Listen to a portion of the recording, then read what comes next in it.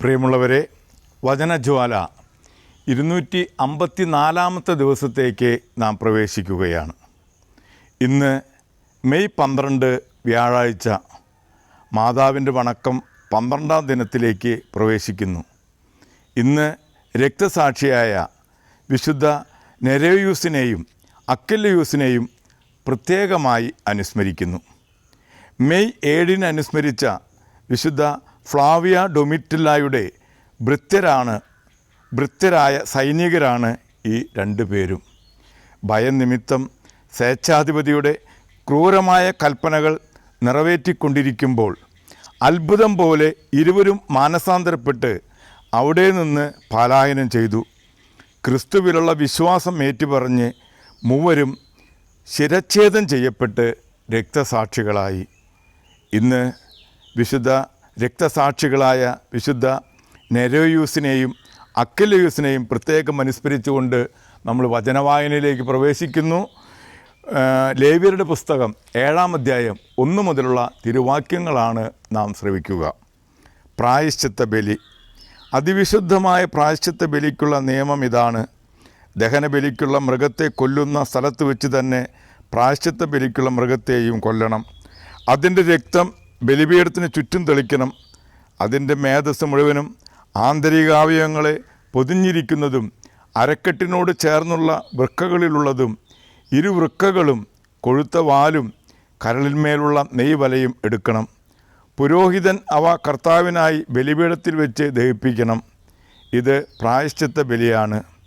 പുരോഹിത വംശത്തിൽപ്പെട്ട എല്ലാ പുരുഷന്മാർക്കും അത് ഭക്ഷിക്കാം.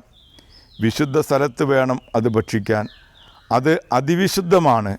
പ്രായശ്ചിത്ത ബലി പാപപരിഹാര ബലി പോലെ തന്നെയാണ്. അവയുടെ നിയമവും ഒന്ന് തന്നെ. ബലിവസ്തു പരിഹാരകർമ്മം ചെയ്യുന്ന പുരോഹിതനുള്ളതാണ്.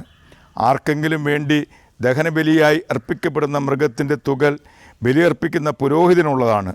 അടുപ്പിലോ ഉരുളിയിലോ വറച്ചട്ടിയിലോ പാകപ്പെടുത്തിയ ധാന്യ ബലി വസ്തുക്കളെല്ലാം ബലിയർപ്പിക്കുന്ന പുരോഹിതനുള്ളതാണ്. എണ്ണ ചേർത്തതും ചേർക്കാത്തതുമായ എല്ലാ ധാന്യബലി വസ്തുക്കളും അഹറോൻ്റെ പുത്രന്മാർക്കെല്ലാവർക്കും ഒന്നുപോലെ അവകാശപ്പെട്ടതാണ്. സമാധാന ബലി. കർത്താവിന് സമർപ്പിക്കുന്ന സമാധാന ബലിയുടെ നിയമം ഇതാണ്: കൃതജ്ഞതാ പ്രകാശത്തിന് വേണ്ടിയാണ് ഒരുവൻ അത് അർപ്പിക്കുന്നതെങ്കിൽ എണ്ണ ചേർത്ത പുളിപ്പില്ലാത്ത അപ്പവും എണ്ണ പുരട്ടിയ പുളിപ്പില്ലാത്ത അടയും നേരിയ മാവിൽ എണ്ണ ചേർത്ത് കുഴച്ച ചുട്ടപ്പവുമാണ് കൃതജ്ഞതാ ബലിയോട് ചേർത്ത് സമർപ്പിക്കേണ്ടത്. കൃതജ്ഞതാ പ്രകാശത്തിനുള്ള സമാധാന ബലിയോടുകൂടി പുളിപ്പുള്ള അപ്പവും കാഴ്ചയർപ്പിക്കണം. ഓരോ ബലിയർപ്പണത്തിലും കർത്താവിന് കാഴ്ചയായി ഓരോ അപ്പം നൽകണം. അത് സമാധാന ബലിമൃഗത്തിൻ്റെ രക്തം തിളയ്ക്കുന്ന പുരോഹിതനുള്ളതാണ്.